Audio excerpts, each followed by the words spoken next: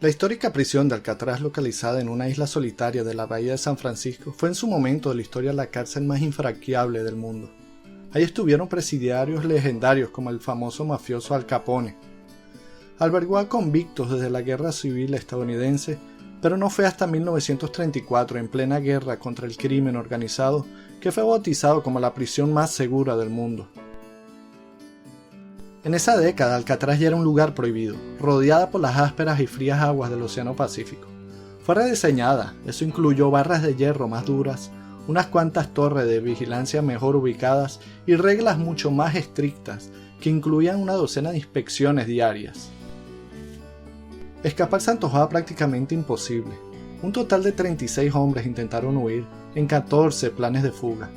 Casi todos fueron atrapados o murieron en el intento. Pero hay 3 hombres que quizás lo lograron. Esta es la historia de la asombrosa fuga de Alcatraz.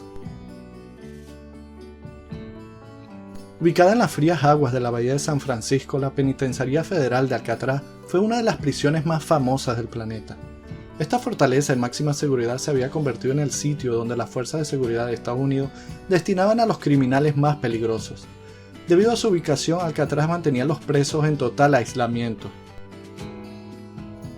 Apodada La Roca, la prisión de Alcatraz se ganó una reputación de más de 29 años como el final de la línea.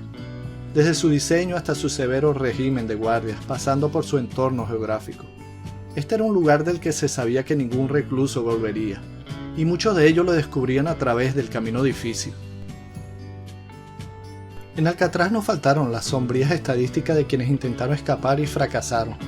Incluso hubo una rebelión en la que los prisioneros capturaron al puesto de un guardia.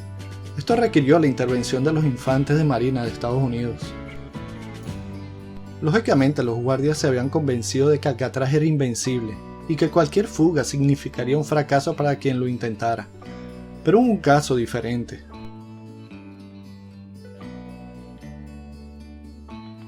La Penitenciaría Federal de Atlanta fue el sitio en el que tuvo lugar una reunión casual de autores intelectuales de crímenes. Mientras cumplían una condena por robo, los caminos de los hermanos Anglin se cruzaron con el de su futuro cómplice, Frank Morris, que cumplía una pena de 10 años. De forma continua, los hermanos Anglin intentaron huir de ahí. Morris a su vez fue transferido a la penitenciaría del estado de Luisiana y logró escapar, pero un año después de su fuga fue capturado por robo. Otra vez el destino los reuniría, esta vez en Alcatraz. Además del mencionado trío, hubo un último jugador, Allen West. También era un ladrón que se había abierto paso por el circuito de prisiones del sur, donde había conocido a John Anglin. West tenía una historia de intentos de fuga, pero ahora estaba confinado en Alcatraz. West era conocido por su arrogancia, pero también por su astucia. Mientras cumplía su segunda sentencia en La Roca, luego de 3 años llegaron Frank Morris y los hermanos Anglin. Al ser detenidos por delitos no violentos, West, Morris y los Anglin fueron ubicados en celdas adyacentes, lo que les daría una gran ventaja. Debido a sus estatus, los guardias los consideraron poco sospechosos y recibieron menos atención de su parte. Un día mientras limpiaba, West encontró algunas viejas hojas de sierra que alguien había olvidado. Además de esto, los reclusos de Alcatraz tenían muchos recursos a su disposición, ya que fabricaban muebles y ropas para el ejército norteamericano. Los 4 hombres comenzaron a diseñar con cuidado lo impensable, escapar de la prisión federal en la isla de Alcatraz. La imposible hazaña requería de un meticuloso plan. Ellos sabían que cualquier error les costaría la vida, porque los guardias tenían instrucciones de disparar con balas de verdad ante cualquier sospecha de fuga. Los guardias jamás podrían saber que algo estaba en marcha. Para engañarlos, al equipo se le ocurrió una idea descabellada. Decidieron dejar maniquís de tamaño natural en sus camas. ¿Cómo lo fabricaron? De forma natural, el perspicaz Frank Morris se convirtió en el líder del grupo, y cada miembro recibió su propia tarea. Todos tenían que ayudar a reunir las herramientas necesarias, y cada recluso era responsable de cavar su propia ruta para escaparse. Entonces, fabricar los muñecos era el trabajo de los hermanos Anglin. Los hermanos utilizaron los materiales más rudimentarios que tenían a su disposición. Mezclaban elementos cotidianos como jabón y papel higiénico para crear una sustancia similar al papel maché. Así pintaron los muñecos con pinceles y óleos de la prisión. Finalmente solo necesitaban un detalle más: cabellos. Los consiguieron de los cortes que hacía el peluquero de la prisión. Una cuchara, una sierra, el viejo motor de una aspiradora, todo serviría. Lentamente y pieza por pieza el equipo reunió todo tipo de objetos que pudieran convertirse en un cincel. Cavar resultó ser una tarea minuciosa. Cualquier evidencia debía ser escondida con cartón. Cada uno sacó las rejillas de ventilación de su celda y todos ensancharon los orificios de 9 por 23 centímetros que ya estaban ahí. Y aquí viene lo más sorprendente, la forma en que descubrirían que esto era posible. Los 4 criminales encontraron que las paredes de su celda podían ser de su propio beneficio para el plan. La penitenciaría ya estaba vieja y se desmoronaba. El agua salada de la bahía de San Francisco fluía hacia las tuberías de los baños y la cocina, y con los años erosionó las cañerías. Las goteras de las tuberías rotas se filtraban en las paredes y erosionaban sus cimientos, desmoronando el cemento y haciéndolo fácil de raspar. Pero había un último y clave detalle que debían dilucidar: cómo enmascarar el sonido de su trabajo. ¿Cómo era posible que nadie escuche a 4 hombres diferentes cavando hoyos en las paredes de una cárcel? Bueno, fácil. Las reformas penitenciarias que recientemente se habían implementado les permitieron a los reclusos tocar su propia música. En esas horas el estruendo era fantástico y se oía en los pasillos de Alcatraz. Por lo general los miembros del equipo trabajaron entre las 5 de la tarde hasta las 9. En esa franja horaria cavaban los hoyos para escapar. Frank Morris tenía un acordeón y también aportaba su propia música para encubrir la tarea. La caja de instrumento también tendría un uso fundamental para ayudar a ejecutar su plan de fuga. Morris no solo podía tocar el acordeón para ocultar el ruido que hacían sus compañeros de equipo, sino que el instrumento también podía ser remodelado y utilizado como un fuelle para inflar la balsa que tendrían que usar para fugarse. Justamente la balsa era lo último que quedaba por fabricar para completar el equipamiento. De forma increíble el equipo reunió unos 50 impermeables, pegaron y cosieron las chaquetas y milagrosamente crearon una balsa inflable y chalecos salvavidas. Para los remos usaron restos de madera, ya tenían todo. Las salidas de aire en las celdas de la prisión conducían a un corredor común, y en mayo de 1962 Frank Morris y los hermanos Anglin ya habían cavado hoyos en las paredes de sus compartimientos, y estos eran lo suficientemente grandes como para pasar a través de ellos. Una vez terminado el trabajo se encontrarían con el paso más fácil de su plan. El corredor en ruta a las tuberías no tenía vigilancia. Esto significaba que los 4 reclusos podían escalar fácilmente los barrotes y abrirse camino unos 9 metros hasta el techo de la prisión. Bajo el techo todos reunieron los materiales que utilizaron para las balsas, sin embargo no todo iba a ser tan fácil.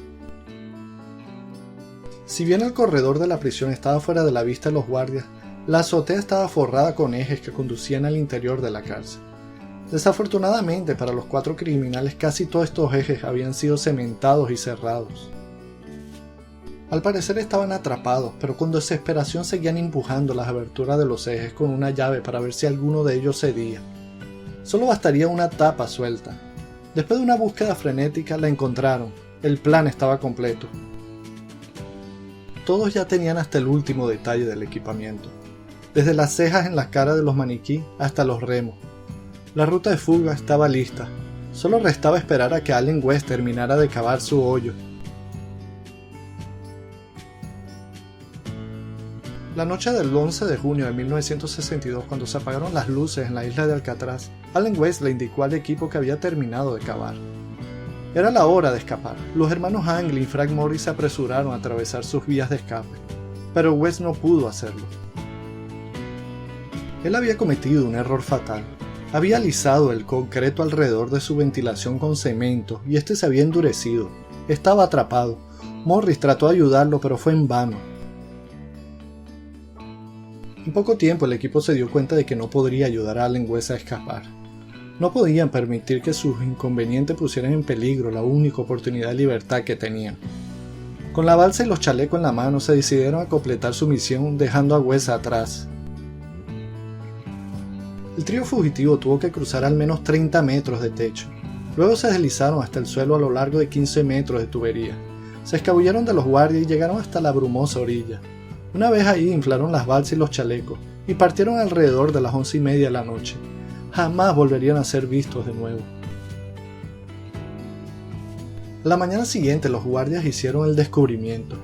Vieron que debajo de las mantas lo que había eran maniquíes en vez de los reclusos.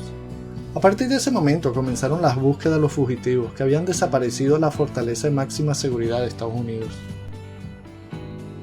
Alcatraz fue sellada por completo y durante los 10 días subsiguientes, en un esfuerzo conjunto de militares, la Guardia Costera y la policía, los alrededores de la cárcel fueron rastreados en busca de los prisioneros que habían logrado huir. Al final West tuvo que confesar el plan con lujo de detalles. De acuerdo con su relato, el plan era remar cerca de 4 kilómetros hasta la cercana Isla Ángel, descansar y luego continuar hacia el condado de Marin. Ahí robarían un automóvil, conseguirían algo de ropa y luego se separarían. Gracias a su cooperación con las autoridades, West evitó ser acusado de conspiración para huir. Pero hay algunos agujeros cruciales en su trama. Según el informe del FBI, en los días posteriores a la fuga no se informó del robo de automóviles ni del asalto a una tienda de ropa en el área del condado de Marin. Lo único era que en la semana posterior a la fuga fueron hallados fragmentos de material impermeable y un remo a la orilla de la Isla Ángel, y nada más. Las aguas de la bahía de San Francisco son muy peligrosas, profundas y extremadamente frías. Hay corrientes agudas y a veces enormes tiburones blancos. Si la balsa hubiera fallado, incluso los chalecos salvavidas quizás no podrían haber salvado a los 3 hombres de la hipotermia por las aguas heladas. Un mes después, un carguero noruego que pasaba por ahí reportó el avistamiento de un cuerpo a 27 kilómetros del puente Golden Gate de San Francisco, y que él mismo vestía lo que parecía ser el uniforme de un prisionero. Sin embargo, ese cuerpo nunca fue recuperado.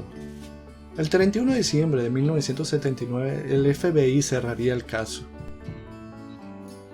La versión oficial estableció la teoría de que los 3 fugitivos se habían ahogado en el intento de fuga, y fueron declarados muertos. Pero esto no termina aquí. Décadas después, los miembros de la numerosa familia Anglin afirmaron que durante muchos años recibieron tarjetas de Navidad firmadas de John y Clarence, y la escritura a mano resultó ser auténtica.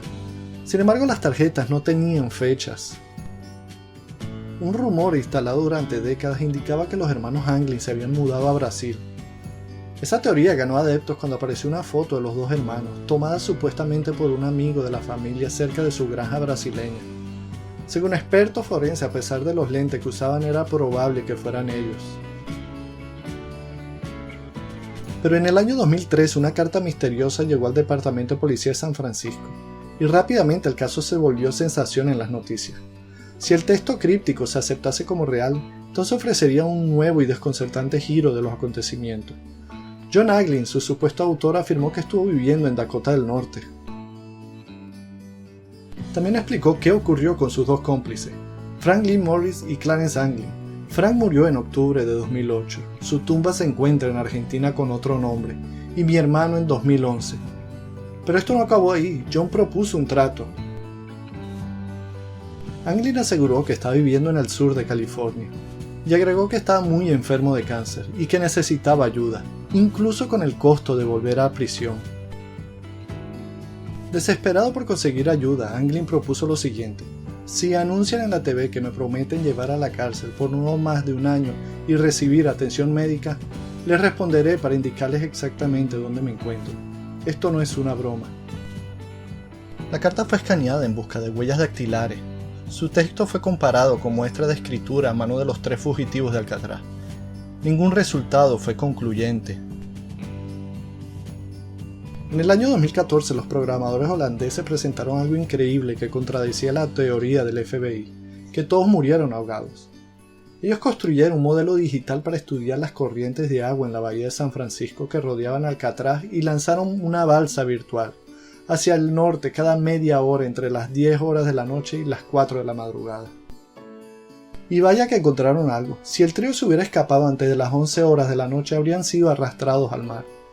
Pero asumiendo que el grupo se fugó cerca de las 11:30, las corrientes marítimas lo hubieran depositado justo en el condado de Marin. Por último, un programa de reconocimiento facial capaz de identificar a una persona a través del análisis de múltiples imágenes aseguran que 2 de los presos son los mismos que aparecen en la fotografía tomada en Brasil en 1975. Posiblemente nunca sabremos si en verdad lograron escapar o fallecieron en el intento. Siempre quedará la duda de qué sucedió. Alcatraz fue cerrada definitivamente el 21 de marzo de 1963, debido a los enormes gastos que suponía mantenerla. Hoy en día está abierta al público y puede ser visitada en plan turístico, incluyendo una recreación de la elaborada planificación de lo que aún hoy son los protagonistas del gran misterio de la cárcel de Alcatraz.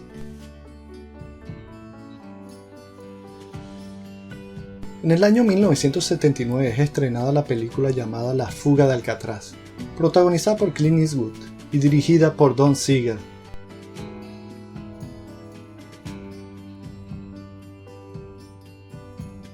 Si el video te gustó, dale like, compártelo en tus redes sociales y suscríbete. Esto es Insomnio TV.